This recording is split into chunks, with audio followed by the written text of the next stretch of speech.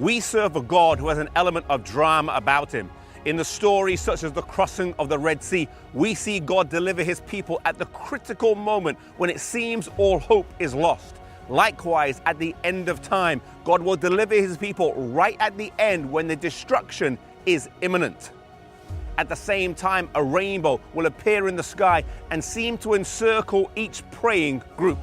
In the midst of this contrast with the turmoil on earth, the voice is heard in the heavens declaring the words of Revelation 16, verse 17, "It is done."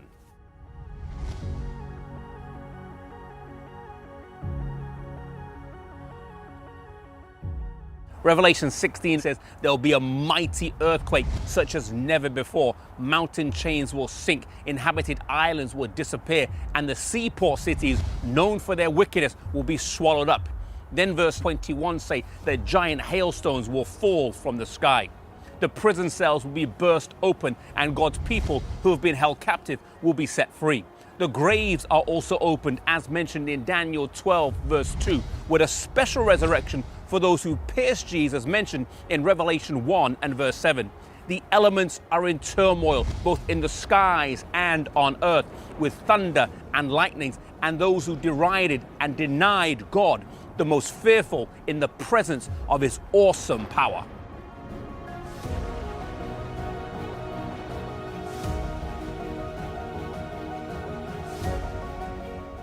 Amidst this, a voice is heard in heaven declaring the day and hour of Jesus' return. And then a small black cloud appears in the east about the size of a man's hand.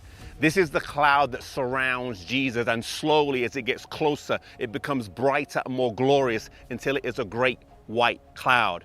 Here is Jesus returning as a crowned king, surrounded by 10,000 times 10,000 and 1,000,000 angels.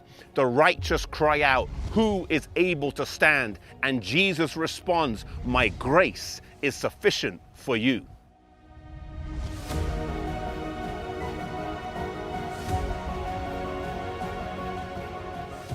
Amid the reeling earth, the flashing lightning, and the thunder, the voice of God calls forth the sleeping saints from the grave.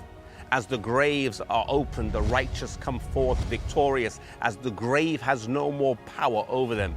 Then a beautiful scene takes place as angels will carry little children and place them in their mother's arms again, and friends long separated by death will be reunited, never more to part, and together with the angels they will travel to the New Jerusalem city. Before each person enters the city, Jesus will place a crown on their heads and give them a palm of victory and a harp in their hand. Jesus then opens the gates, and now the blessed can inherit the kingdom prepared for them.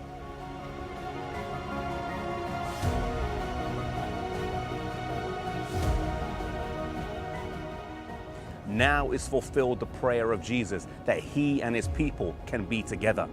As the righteous are gathered into the city, a symbolic moment occurs as the two Adams meet. Adam, the first man, meets Jesus, the second Adam. One brought sin and one brought salvation. Adam, the man who saw the result of his sin, falls at the feet of Jesus and cries out, "Worthy is the Lamb that was slain." Then as the righteous are gathered on the crystal sea, they cry out a song that only those who followed the Lamb can sing, a song that only the 144,000 will sing.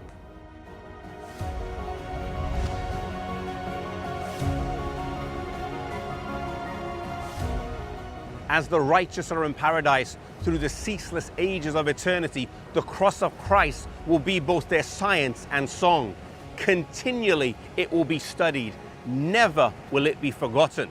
Today we understand it but dimly, but even in heaven throughout eternity, we'll continue to learn new and deeper revelations about it. It will be seen that God, who is infinite in wisdom, could devise no plan for the salvation of man except the sacrifice of Jesus. May we accept the free gift of salvation that Jesus offers today.